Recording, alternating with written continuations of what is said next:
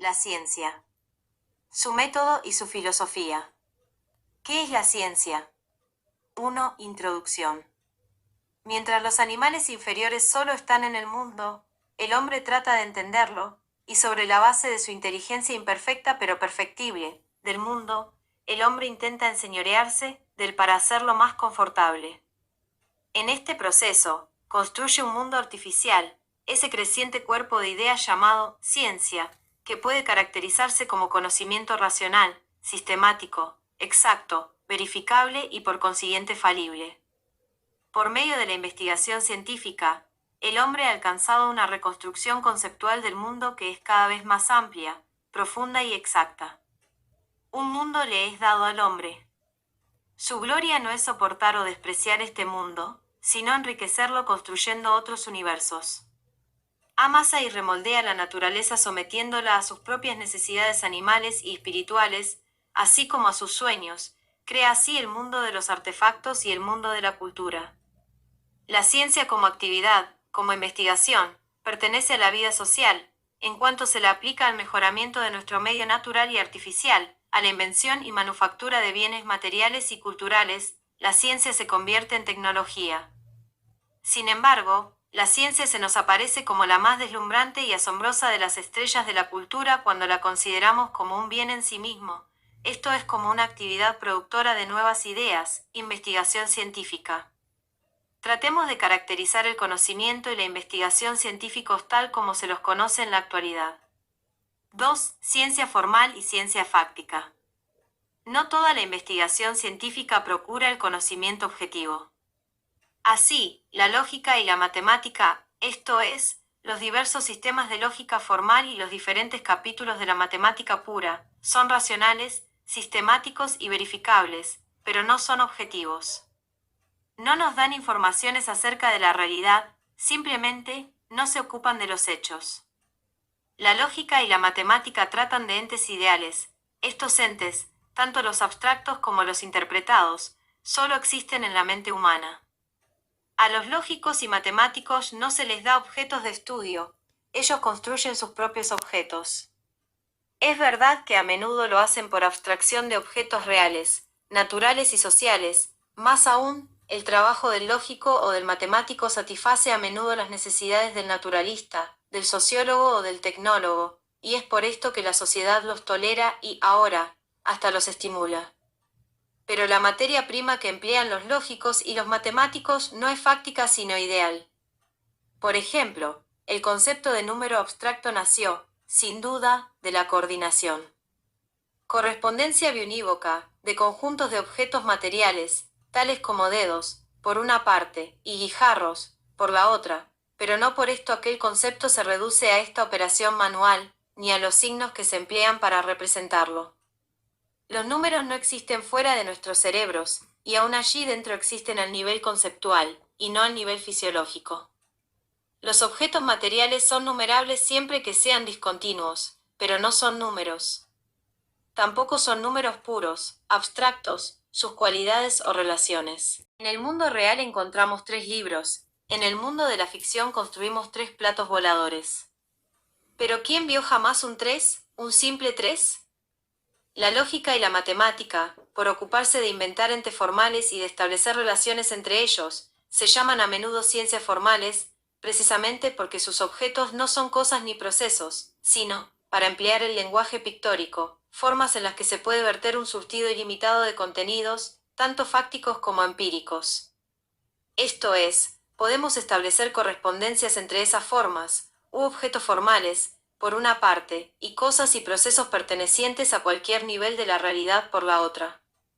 Así es como la física, la química, la fisiología, la psicología, la economía, y las demás ciencias recurren a la matemática, empleándola como herramienta para realizar la más precisa reconstrucción de las complejas relaciones que se encuentran entre los hechos y entre los diversos aspectos de los hechos. Dichas ciencias no identifican las formas ideales con los objetos concretos, sino que interpretan las primeras en términos de hechos y de experiencias, o, lo que es equivalente, formalizan. Enunciados fácticos. Lo mismo vale para la lógica formal, algunas de sus partes, en particular, pero no exclusivamente, la lógica proposicional bivalente, pueden hacerse corresponder a aquellas entidades psíquicas que llamamos pensamientos. Semejante aplicación de las ciencias de la forma pura a la inteligencia del mundo de los hechos, se efectúa asignando diferentes interpretaciones a los objetos formales. Estas interpretaciones son, dentro de ciertos límites, arbitrarias, es decir, se justifican por el éxito, la conveniencia o la ignorancia. En otras palabras, el significado fáctico o empírico que se les asigna a los objetos formales no es una propiedad intrínseca de los mismos. De esta manera, las ciencias formales jamás entran en conflicto con la realidad. Esto explica la paradoja de que, siendo formales, se aplican a la realidad. En rigor no se aplican, sino que se emplean en la vida cotidiana y en las ciencias fácticas a condición de que se les superpongan reglas de correspondencia adecuada. En suma, la lógica y la matemática establecen contacto con la realidad a través del puente del lenguaje, tanto el ordinario como el científico. Tenemos así una primera gran división de las ciencias, en formales, o ideales, y fácticas, o materiales. Esta ramificación preliminar tiene en cuenta el objeto o tema de las respectivas disciplinas, también da cuenta de la diferencia de especie entre los enunciados que se proponen establecer las ciencias formales y las fácticas. Mientras los enunciados formales consisten en relaciones entre signos, los enunciados de las ciencias fácticas se refieren, en su mayoría, a entes extracientíficos, a sucesos y procesos. Nuestra división también tiene en cuenta el método por el cual se ponen a prueba los enunciados verificables. Mientras las ciencias formales se contentan con la lógica para demostrar rigurosamente sus teoremas, los que, sin embargo, pudieron haber sido adivinados por inducción común o de otras maneras, las ciencias fácticas necesitan más que la lógica formal, para confirmar sus conjeturas necesitan de la observación y experimento. En otras palabras, las ciencias fácticas tienen que mirar las cosas, y, siempre que les sea posible, deben procurar cambiarlas deliberadamente para intentar descubrir en qué medida sus hipótesis se adecúan a los hechos. Cuando se demuestra un teorema lógico o matemático no se recurre a la experiencia, el conjunto de postulados, definiciones, reglas de formación de las expresiones dotadas de significado, y reglas de inferencia deductiva, en suma, la base de la teoría dada, es necesaria y suficiente para ese propósito. La demostración de los teoremas no es sino una deducción, es una operación confinada a la esfera teórica, aun cuando a veces los teoremas mismos, no sus demostraciones, sean sugeridos en alguna esfera extramatemática y aun cuando su prueba, pero no su primer descubrimiento, pueda realizarse con ayuda de calculadoras electrónicas. Por ejemplo, cualquier demostración rigurosa del teorema de Pitágoras prescinde de las mediciones, y emplea figuras solo como ayuda psicológica al proceso deductivo, que el teorema de Pitágoras haya sido el resultado de un largo proceso de inducción conectado a operaciones prácticas de mediciones de tierras, es objeto de la historia, la sociología y la psicología del conocimiento. La matemática y la lógica son, en suma, ciencias deductivas. El proceso constructivo, en que la experiencia desempeña un gran papel de sugerencias, se limita a la formación de los puntos de partida, axiomas. En matemática la verdad consiste, por esto, en la coherencia del enunciado dado con un sistema de ideas admitido previamente. Por esto, la verdad matemática no es absoluta sino relativa a ese sistema, en el sentido de que una proposición que es válida en una teoría puede dejar de ser lógicamente verdadera en otra teoría. Por ejemplo, en el sistema de aritmética que empleamos para contar las horas del día, vale la proposición de 24 más 1 igual a 1. Más aún las teorías matemáticas abstractas, esto es, que contienen términos no interpretados, signos a los que no se atribuye un significado fijo, y que por lo tanto pueden adquirir distintos significados, pueden desarrollarse sin poner atención al problema de la verdad. Considérese el siguiente axioma de cierta teoría abstracta, no interpretada, existe por lo menos un X tal que es F. Se puede dar un número ilimitado de interpretaciones, modelos, de este axioma, dándose a X y F otros tantos significados.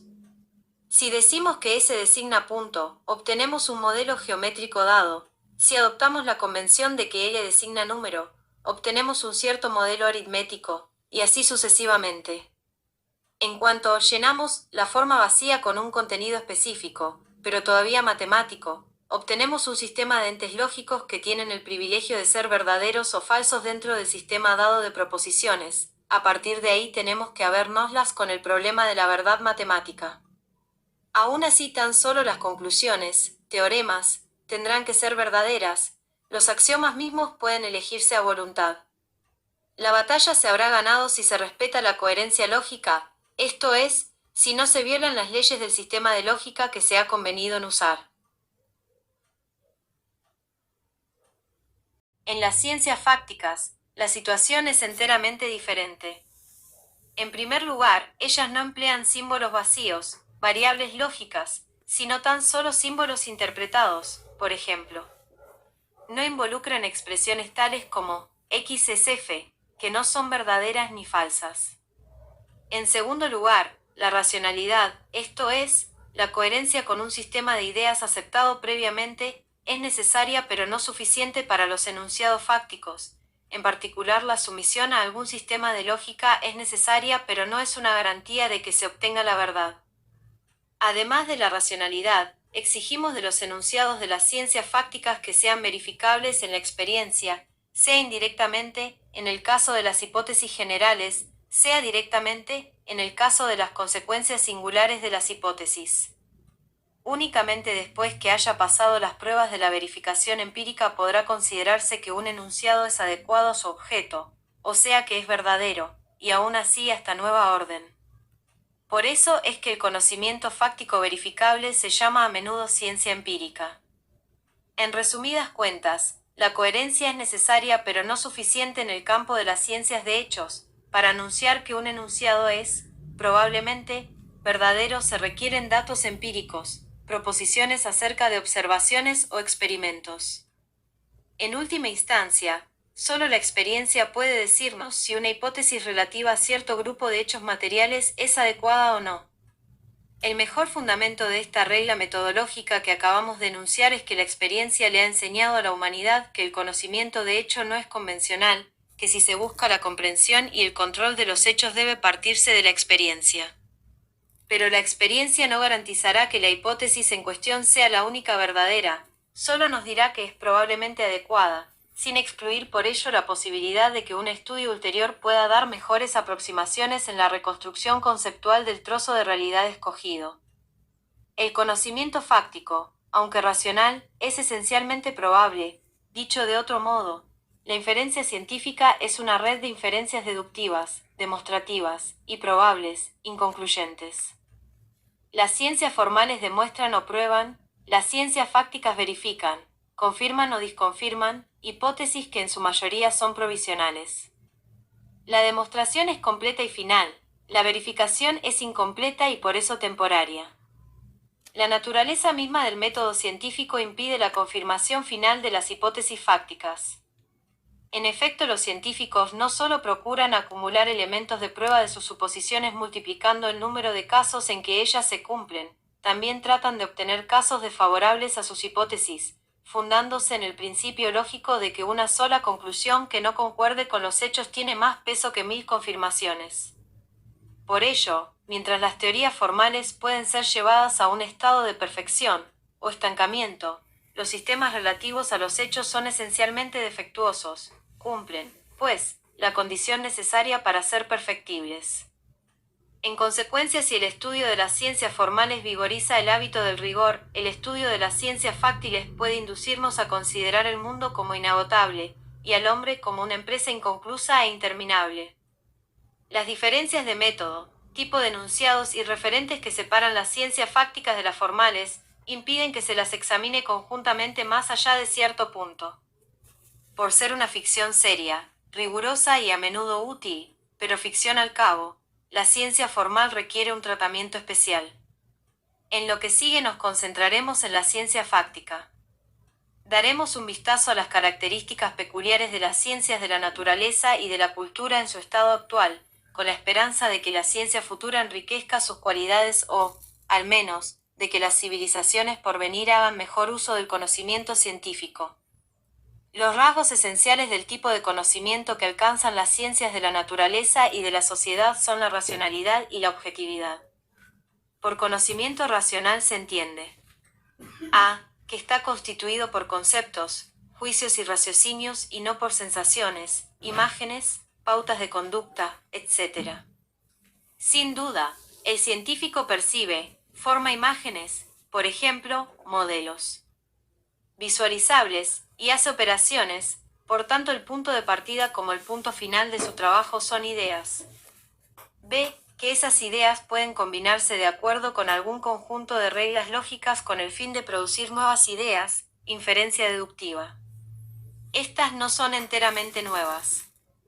Desde un punto de vista estrictamente lógico, puesto que están implicadas por las premisas de la deducción, pero no nociológicamente nuevas en la medida en que expresan conocimientos de los que no se tenía conciencia antes de efectuarse la deducción. C. Que esas ideas no se amontonan caóticamente o, simplemente, en forma cronológica, sino que se organizan en sistemas de ideas, esto es en conjuntos ordenados de proposiciones, teorías.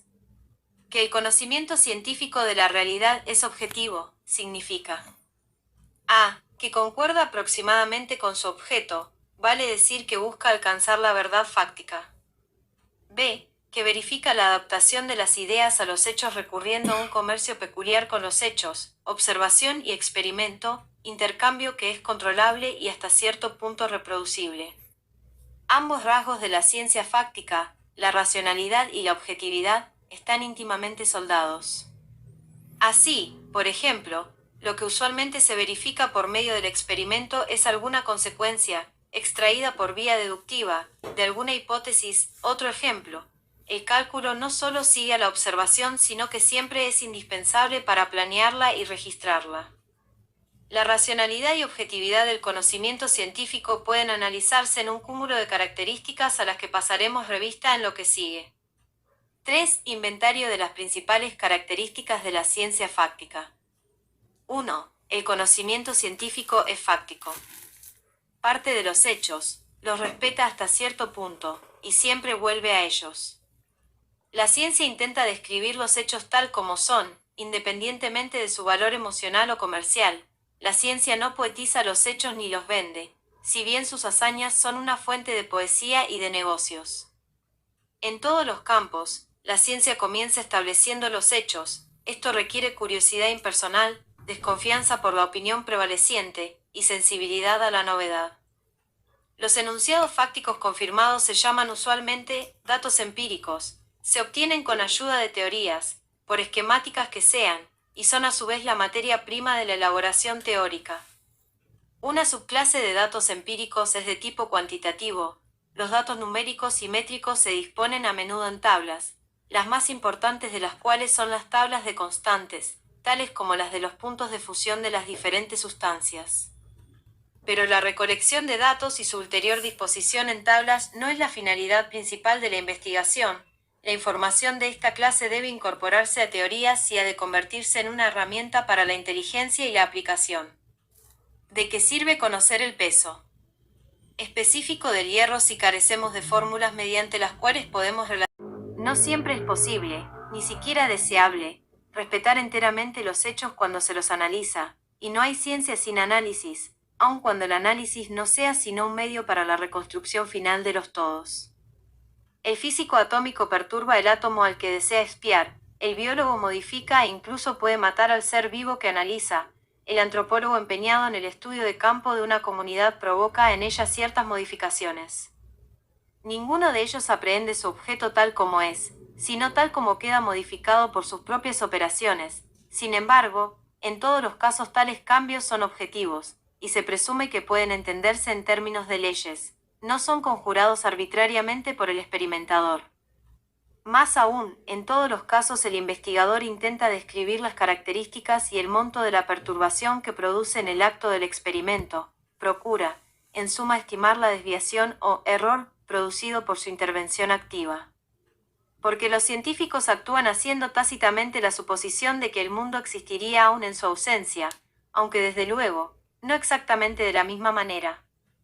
2. El conocimiento científico trasciende los hechos, descarta los hechos, produce nuevos hechos, y los explica.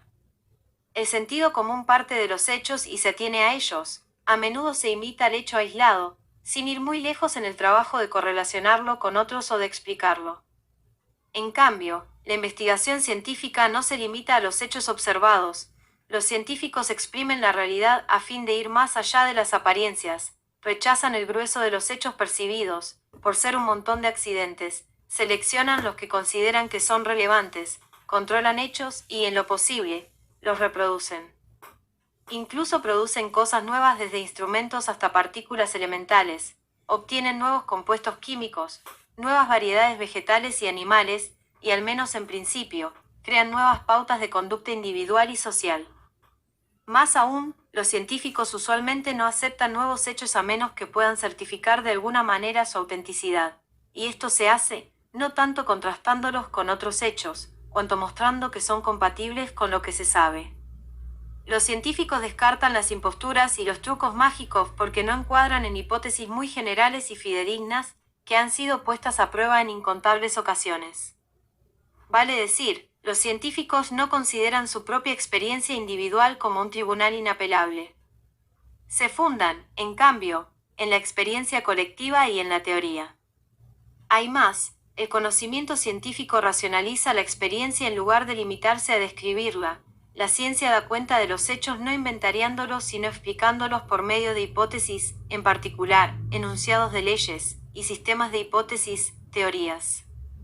Los científicos conjeturan lo que hay tras los hechos observados, y de continuo inventan conceptos, tales como los del átomo, campo, masa, energía, adaptación, integración, selección, clase social o tendencia histórica, que carecen de correlato empírico, esto es, que no corresponden a preceptos, aun cuando presumiblemente se refieren a cosas, cualidades o relaciones existentes objetivamente.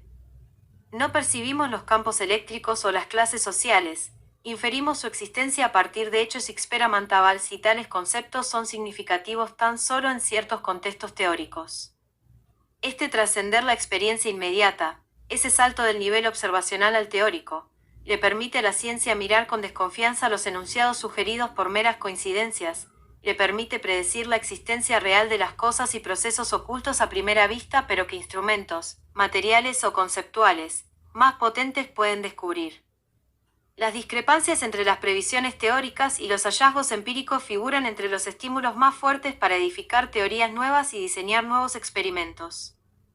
No son los hechos por sí mismos sino su elaboración teórica y la comparación de las consecuencias de las teorías con los datos observacionales, la principal. Los problemas de la ciencia son parciales y así son también, por consiguiente, sus soluciones, pero, más aún, al comienzo los problemas son estrechos o es preciso estrecharlos. Pero, a medida que la investigación avanza, su alcance se amplía. Los resultados de la ciencia son generales, tanto en el sentido de que se refieren a clases de objetos, por ejemplo, la lluvia, como en que están, o tienden a ser incorporados en síntesis conceptuales llamadas teorías. El análisis, tanto de los problemas como de las cosas, no es tanto un objetivo como una herramienta para construir síntesis teóricas. La ciencia auténtica no es atomista ni totalista. La investigación comienza descomponiendo sus objetos a fin de descubrir el mecanismo interno responsable de los fenómenos observados. Pero el desmontaje del mecanismo no se detiene cuando se ha investigado la naturaleza de sus partes. El próximo paso es el examen de la interdependencia de las partes, y la etapa final es la tentativa de reconstruir el todo en términos de sus partes interconectadas. El análisis no acarrea el descuido de la totalidad, lejos de disolver la integración.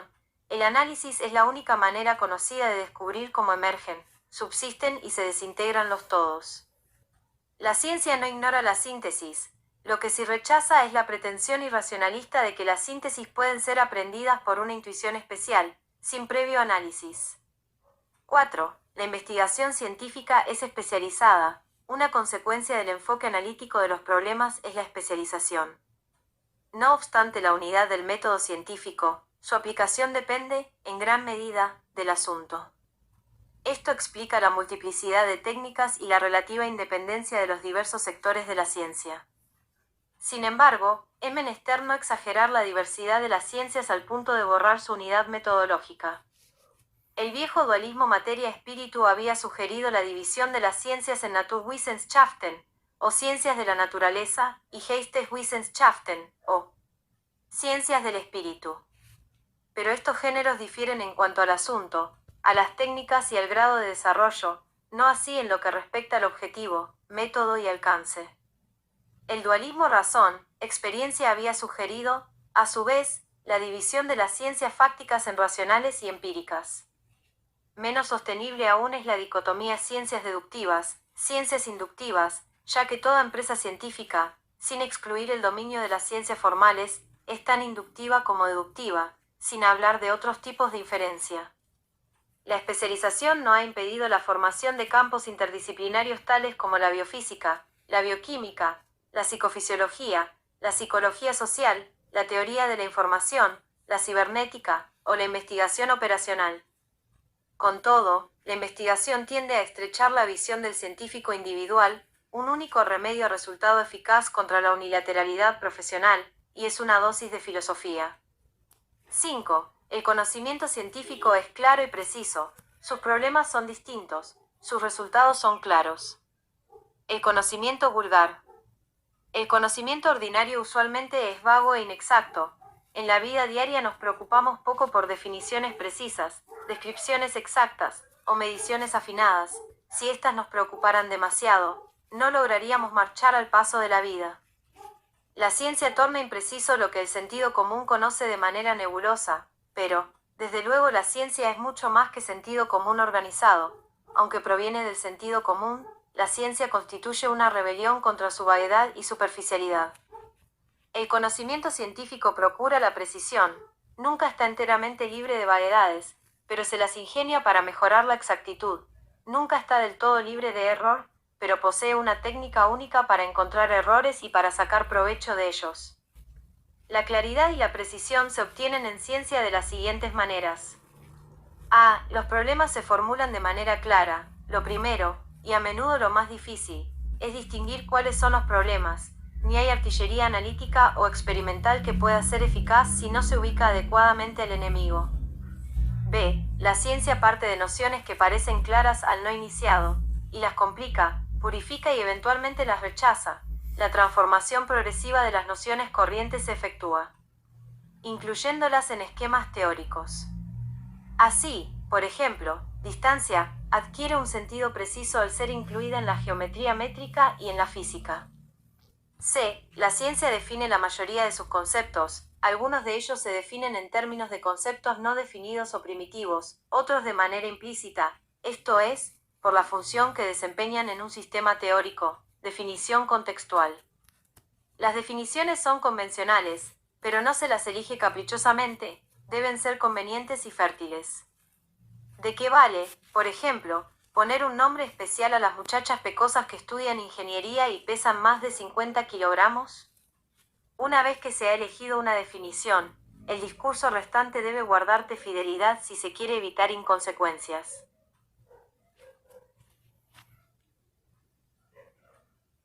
D. La ciencia crea lenguajes artificiales inventando símbolos, palabras, signos matemáticos, símbolos químicos, etc. A estos signos se les atribuye significados determinados por medio de reglas de designación, tal como, en el presente contexto, H designa el elemento de peso atómico unitario.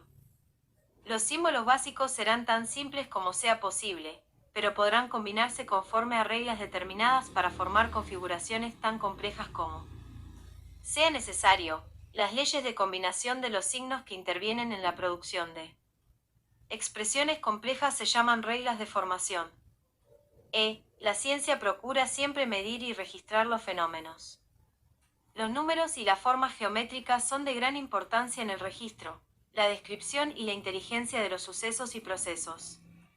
En lo posible, tales datos debieran disponerse en tablas o resumirse en fórmulas matemáticas. Sin embargo, la formulación matemática, deseable como es, no es una condición indispensable para que el conocimiento sea científico. Lo que caracteriza el conocimiento científico es la exactitud en un sentido general antes que la exactitud numérica o métrica, la que es inútil si media la vaguedad conceptual. Más aún, la investigación científica emplea, en medida creciente, capítulos no numéricos y no métricos de la matemática, tales como la topología, la teoría de los grupos, o el álgebra de las clases, que no son ciencias del número y la figura, sino de la relación. 6. El conocimiento científico es comunicable, no es inefable sino expresable, no es privado sino público. El lenguaje científico comunica información a quien quiera haya sido adiestrado para entenderlo.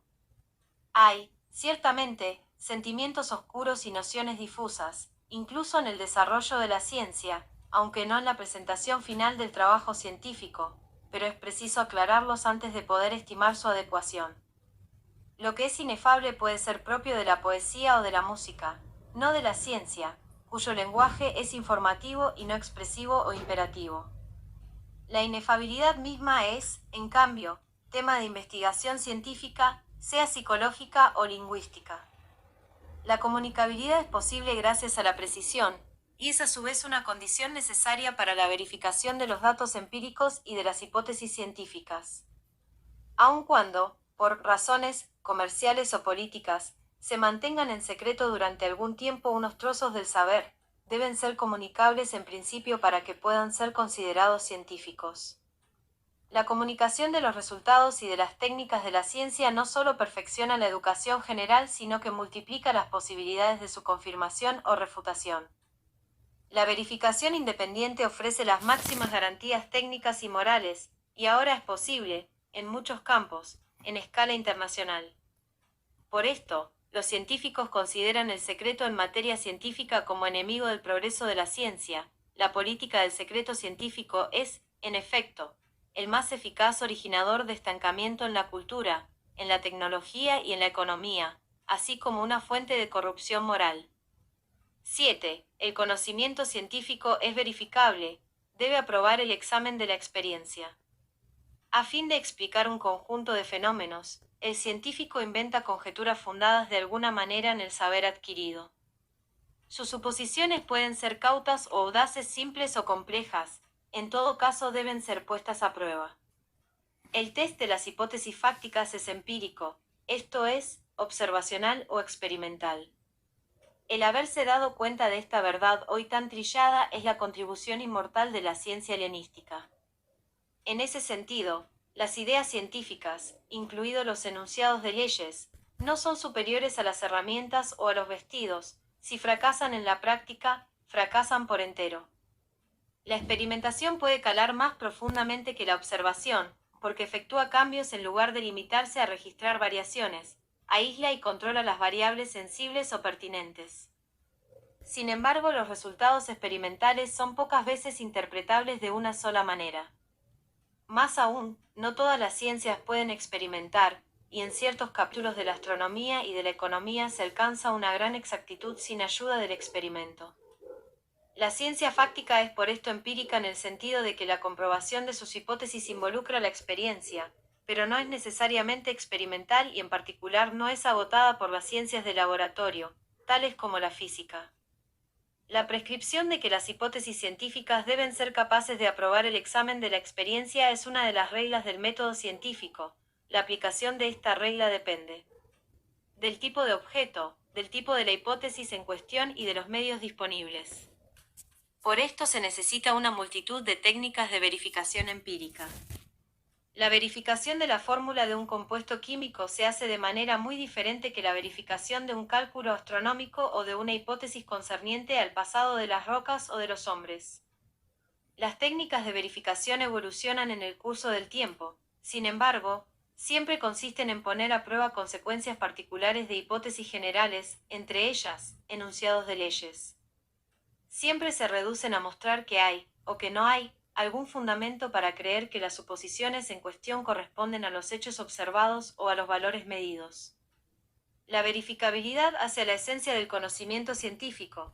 Si así no fuera, no podría decirse que los científicos procuran alcanzar conocimiento objetivo. 8. La investigación científica es metódica, no es errática sino planeada. Los investigadores no tantean en la oscuridad, saben lo que buscan y cómo encontrarlo.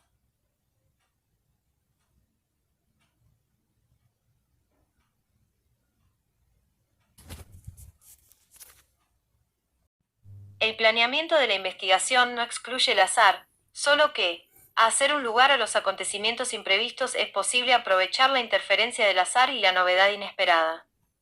Más aún a veces el investigador produce el azar deliberadamente.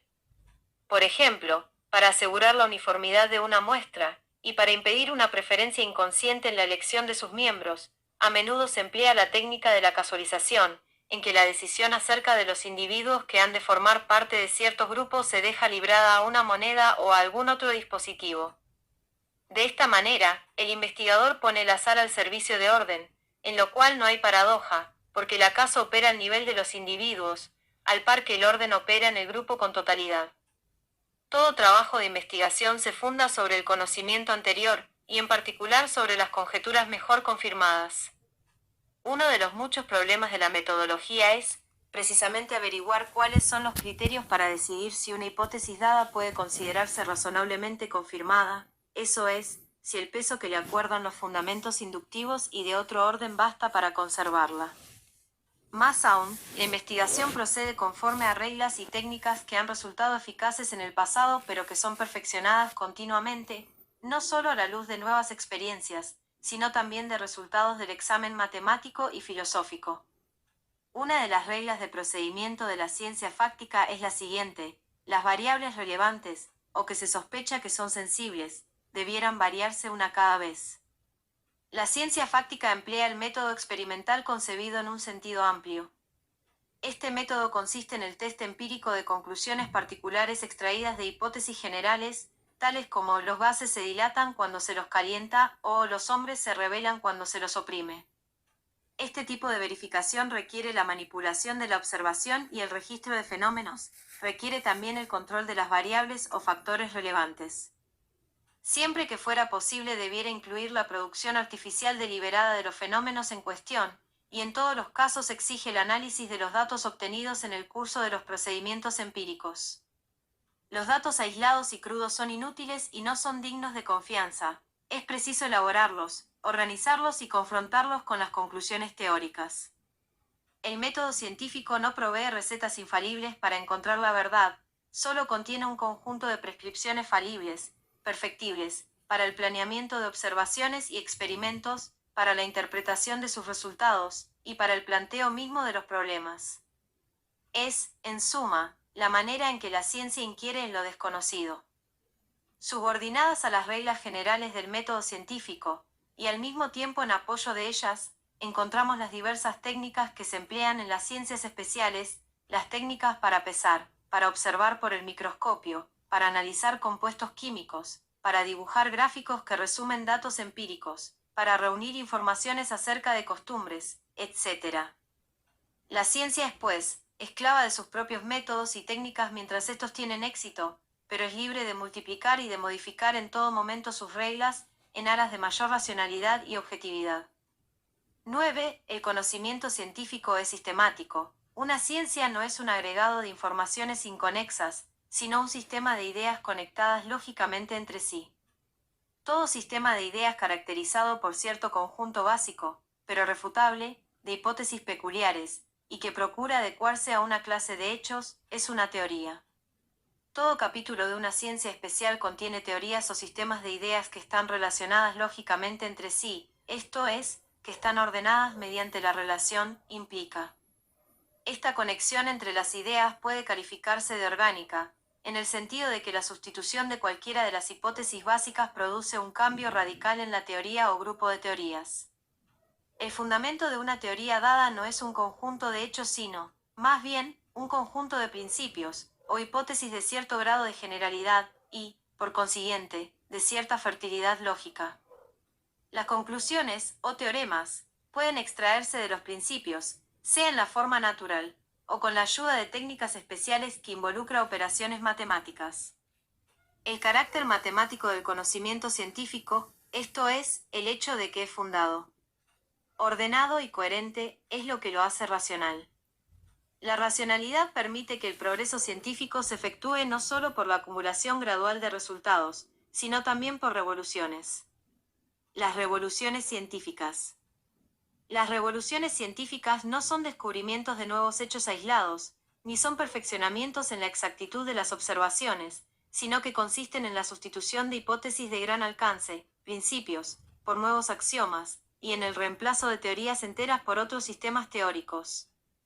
Sin embargo, semejantes revoluciones son a menudo provocadas por el descubrimiento de nuevos hechos de los que no dan cuenta las teorías anteriores, aunque a veces se encuentran en el proceso de comprobación de dichas teorías, y las nuevas teorías se tornan verificables en muchos casos, merced a la invención de nuevas técnicas de medición, de mayor precisión. 10. El conocimiento científico es general, ubica los hechos singulares en pautas generales, los enunciados particulares en esquemas amplios. El científico se ocupa del hecho singular. En la medida en que éste es miembro de una clase o caso de una ley, más aún, presupone que todo hecho es clasificable y legal. No es que la ciencia ignore la cosa individual o el hecho irrepetible, lo que ignora es el hecho aislado. Por esto la ciencia no se sirve de los datos empíricos, que siempre son singulares, como tales, estos son mudos mientras no se los manipula y convierte en piezas de estructuras teóricas. En efecto, uno de los principios ontológicos que subyacen a la investigación científica es que la variedad y aún la unicidad en algunos respectos son compatibles con la uniformidad y la generalidad en otros respectos. Al químico no le interesa esta o aquella hoguera, sino el proceso de combustión en general, trata de descubrir lo que comparten todos los singulares. El científico intenta exponer los universales que se esconden en el seno de los propios singulares, es decir, no considera los universales ante rem ni post rem sino in re, en la cosa, y no antes o después de ella. Los escolásticos medievales clasificarían al científico moderno como realista inmanentista, porque, al descartar los detalles, al procurar descubrir los rasgos comunes a individuos que son únicos en otros respectos, al buscar las variables pertinentes o cualidades esenciales, y las relaciones constantes entre ellas, las leyes, el científico intenta exponer la naturaleza esencial de las cosas naturales y humanas. El lenguaje científico no contiene solamente términos que designan hechos singulares y experiencias individuales, sino también términos generales que se refieren a clases de hechos.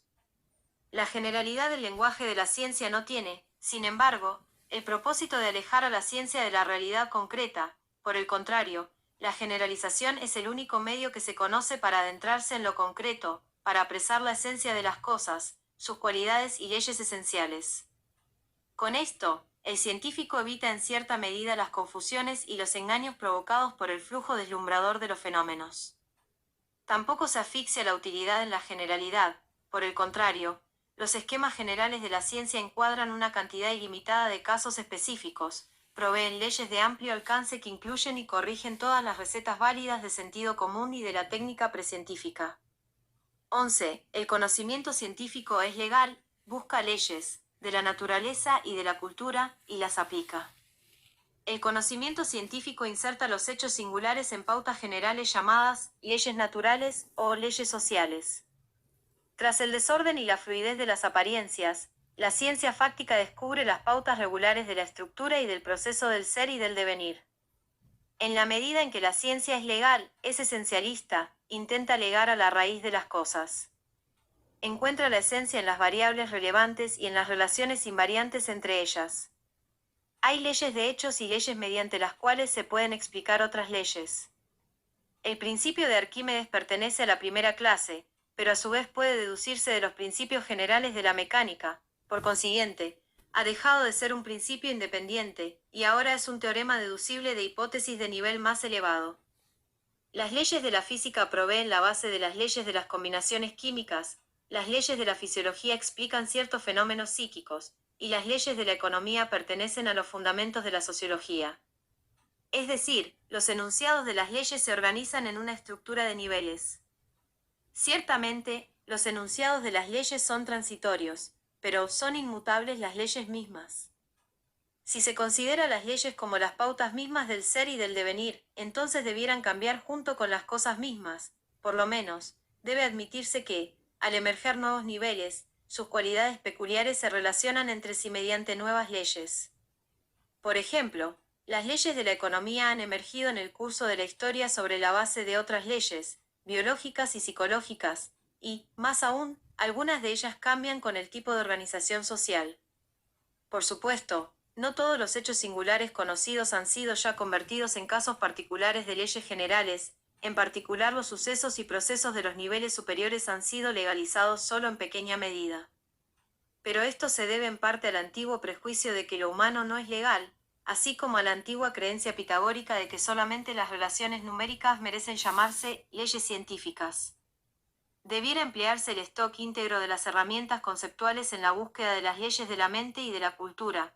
Más aún, ¿acaso el stock de que se dispone es insuficiente y sea preciso inventar herramientas radicalmente nuevas para tratar los fenómenos mentales y culturales, tal como el nacimiento de la mecánica moderna hubiera sido imposible sin la invención expresa del cálculo infinitesimal? Pero el ulterior avance en el progreso de la legalización de los fenómenos no físicos requiere por sobre todo, una nueva actitud frente al concepto mismo de ley científica. En primer lugar, es preciso comprender que hay muchos tipos de leyes, aun dentro de una misma ciencia, ninguno de los cuales es necesariamente mejor que los tipos restantes. En segundo lugar, debiera tornarse un lugar común entre los científicos de la cultura el que las leyes no se encuentran por mera observación y el simple registro sino poniendo a prueba hipótesis, los enunciados de leyes no son, en efecto, sino hipótesis confirmadas. ¿Y cómo habríamos de emprender la confección de hipótesis científicas si no presumiéramos que todo hecho singular es legal? 12. La ciencia es explicativa, intenta explicar los hechos en términos de leyes, y las leyes en términos de principios. Los científicos no se conforman con descripciones detalladas, además de inquirir cómo son las cosas, procuran responder al por qué, porque ocurren los hechos como ocurren y no de otra manera. La ciencia deduce proposiciones relativas a hechos singulares a partir de leyes generales, y deduce las leyes a partir de enunciados nomológicos aún más generales, principios. Por ejemplo, las leyes de Kepler explicaban una colección de hechos observados del movimiento planetario, y Newton explicó esas leyes deduciéndolas de principios generales, explicación que permitió a otros astrónomos dar cuenta de las irregularidades de las órbitas de los planetas que eran desconocidas para Kepler. Solía creerse que explicar es señalar la causa, pero en la actualidad se reconoce que la explicación causal no es sino un tipo de explicación científica. La explicación científica se efectúa siempre en términos de leyes, y las leyes causales no son sino una subclase de las leyes científicas. Hay diversos tipos de leyes científicas y, por consiguiente, hay una variedad de tipos de explicación científica, morfológicas, cinemáticas, dinámicas, de composición, de conservación, de asociación, de tendencias globales, dialécticas, teleológicas, etc. La historia de la ciencia enseña que las explicaciones científicas se corrigen o descartan sin cesar.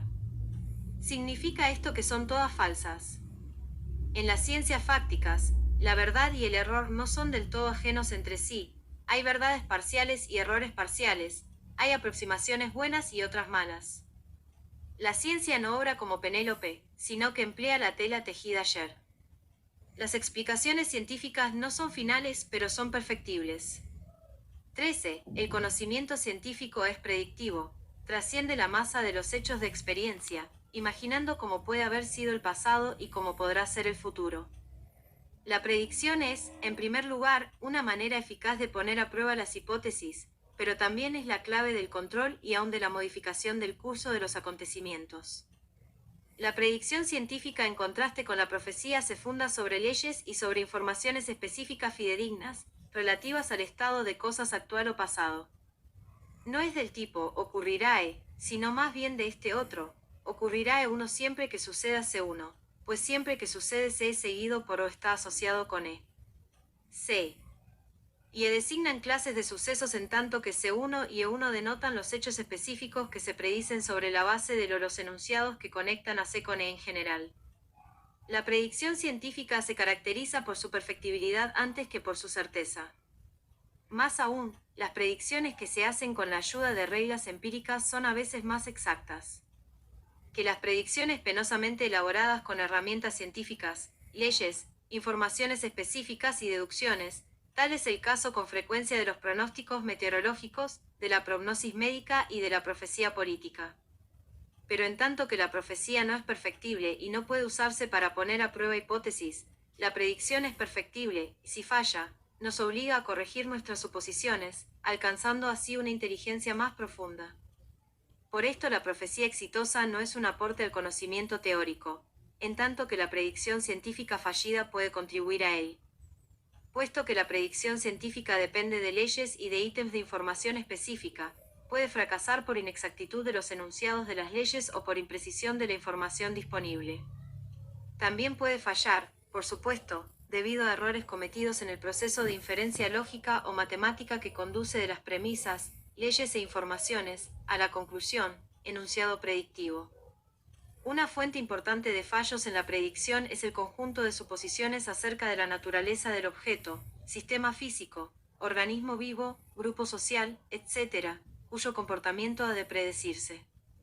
Por ejemplo, puede ocurrir que creamos que el sistema en cuestión está suficientemente aislado de las perturbaciones exteriores, cuando en rigor éstas cuentan a la larga, dado que la aislación es una condición necesaria de la descripción del sistema con ayuda de un puñado de enunciados de leyes. No debiera sorprender que fuera tan difícil predecir el comportamiento de sistemas abiertos tales como el océano, la atmósfera, el ser vivo o el hombre.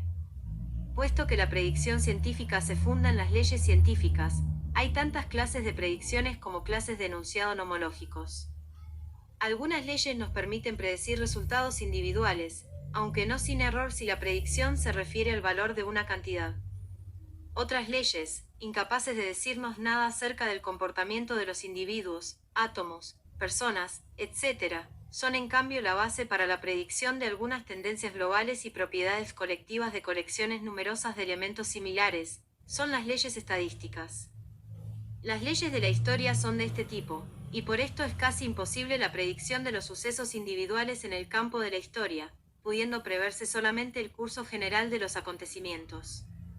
14. La ciencia es abierta, no reconoce barreras a priori que limiten el conocimiento. Si un conocimiento fáctico no es refutable en principio, entonces no pertenece a la ciencia sino a algún otro campo. Las nociones acerca de nuestro medio, natural o social, o acerca del yo, no son finales, están todas en movimiento, todas son falibles.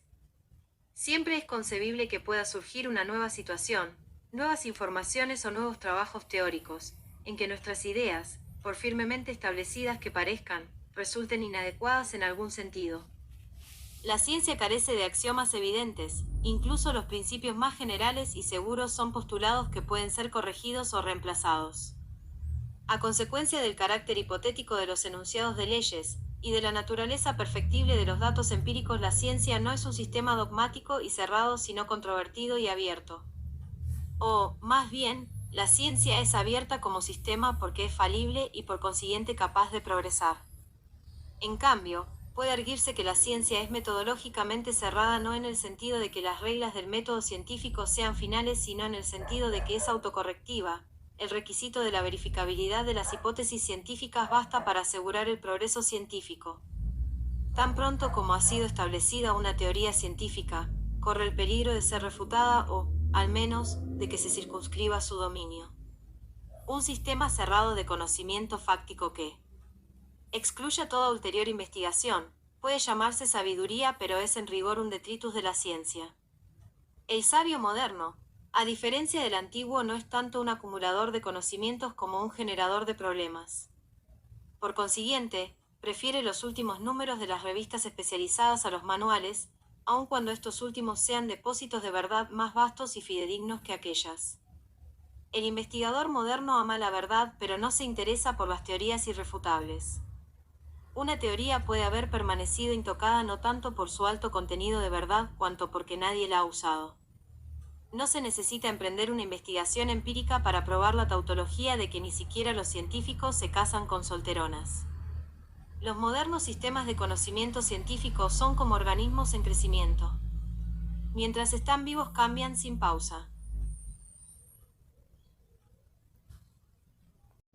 Esta es una de las razones por las cuales la ciencia es éticamente valiosa, porque nos recuerda que la corrección de errores es tan valiosa como el no cometerlos y que probar cosas nuevas e inciertas es preferible a rendir culto a las viejas y garantizadas. La ciencia, como los organismos, cambia a la vez internamente y debido a sus contactos con sus vecinos, esto es, resolviendo sus problemas específicos y siendo útil en otros campos. 15. La ciencia es útil, porque busca la verdad, la ciencia es eficaz en la provisión de herramientas para el bien y para el mal. El conocimiento ordinario se ocupa usualmente de lograr resultados capaces de ser aplicados en forma inmediata. Con ello no es suficientemente verdadero, con lo cual no puede ser suficientemente eficaz. Cuando se dispone de un conocimiento adecuado de las cosas es posible manipularlas con éxito. La utilidad de la ciencia es una consecuencia de su objetividad. Sin proponerse necesariamente alcanzar resultados aplicables, la investigación los provee a la corta o a la larga. La sociedad moderna paga la investigación porque ha aprendido que la investigación rinde. Por este motivo, es redundante exhortar a los científicos a que produzcan conocimientos aplicables. No pueden dejar de hacerlo. Es cosa de los técnicos emplear el conocimiento científico con fines prácticos, y los políticos son los responsables de que la ciencia y la tecnología se empleen en beneficio de la humanidad. Los científicos pueden, a lo sumo, aconsejar acerca de cómo puede hacerse uso racional, eficaz y bueno de la ciencia.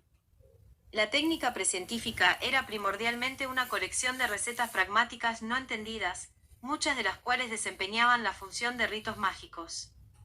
La técnica moderna es, en medida creciente, aunque no exclusivamente, ciencia aplicada. La ingeniería es física y química aplicadas, la medicina es biología aplicada, la psiquiatría es psicología y neurología aplicadas, y debiera llegar el día en que la política se convierta en sociología aplicada. Pero la tecnología es más que ciencia aplicada, en primer lugar porque tiene sus propios procedimientos de investigación, adaptados a circunstancias concretas que distan de los casos puros que estudia la ciencia. En segundo lugar, porque toda rama de la tecnología contiene un cúmulo de reglas empíricas descubiertas antes que los principios científicos en los que, si dichas reglas se confirman, terminan por ser absorbidas. La tecnología no es meramente el resultado de aplicar el conocimiento científico existente a los casos prácticos. La tecnología viva es esencialmente el enfoque científico de los problemas prácticos, es decir, el tratamiento de estos problemas sobre un fondo de conocimiento científico y con ayuda del método científico. Por eso la tecnología, sea de las cosas nuevas o de los hombres, es fuente de conocimientos nuevos. La conexión de la ciencia con la tecnología no es por consiguiente asimétrica. Todo avance tecnológico plantea problemas científicos cuya solución puede consistir en la invención de nuevas teorías o de nuevas técnicas de investigación que conduzcan a un conocimiento más adecuado y a un mejor dominio del asunto. La ciencia y la tecnología constituyen un ciclo de sistemas interactuantes que se alimentan el uno al otro.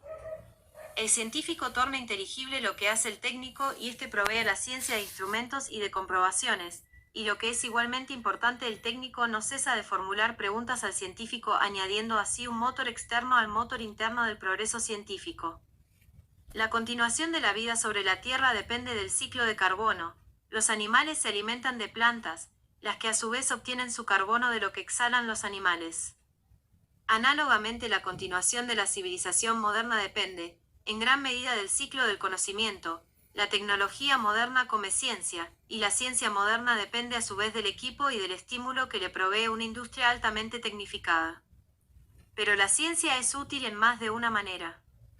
Además de constituir el fundamento de la tecnología, la ciencia es útil en la medida en que se la emplea en la edificación de concepciones del mundo que concuerdan con los hechos, y en la medida en que crea el hábito de adoptar una actitud de libre y valiente examen, en que acostumbra a la gente a poner a prueba sus afirmaciones y a argumentar correctamente.